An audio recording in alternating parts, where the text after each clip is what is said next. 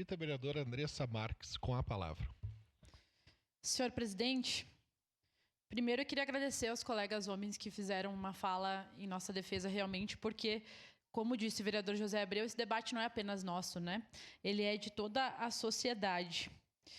E o vereador Caleb trouxe várias questões sobre o ser homem na sociedade, e quando a gente fala sobre o ser mulher, eu particularmente sempre digo que nós precisamos rediscutir os papéis sociais. Então, eu não defendo que o que é atribuído aos homens continue sendo como se isso fosse o certo. Eu acho que nós precisamos rediscutir o que se entende por ser homem e o que se entende por ser mulher, para que a gente possa conviver harmonicamente numa sociedade que a cultura de violência ainda predomina e que, sim, a desigualdade entre homens e mulheres ela foi construída historicamente. Então, se os homens, por exemplo, vão para a guerra, eu particularmente acho que a guerra é algo extremamente atrasado e que nem deveria existir mais. Então, obviamente, não defendo que os homens tenham que ir para a guerra, né? O vereador Iago também trouxe alguns exemplos sobre as mulheres que mataram outras pessoas em legítima defesa. Obviamente, como diz a própria lei, elas têm todo o direito, mas o senhor não trouxe nenhum caso de feminicídio, vereador Iago. É só a gente olhar.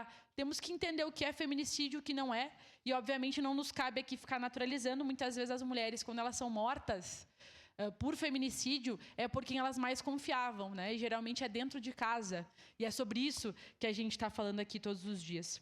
E eu também queria convidar a sociedade que está nos acompanhando aqui a assistir o vídeo. Infelizmente, vários vereadores se basearam na opinião do Nicolas Ferreira, que por muitos aqui é visto como se fosse, né, o cara no nosso país, mas o Nicolas fez, sim, vereador Iago, eu vi seu adesivo junto com ele na porta do seu gabinete, e o que o Nicolas fez? Ele pegou trechos de um projeto de lei que não existia.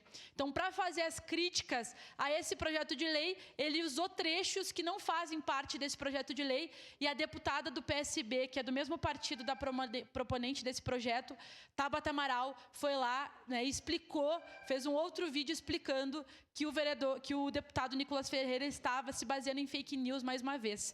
É sobre isso que nós estamos falando, mas isso aqui é papo sério, senhor presidente. Nós estamos falando da vida das mulheres, por isso, obviamente, votarei não. Obrigado. Obrigado, vereadora Andressa.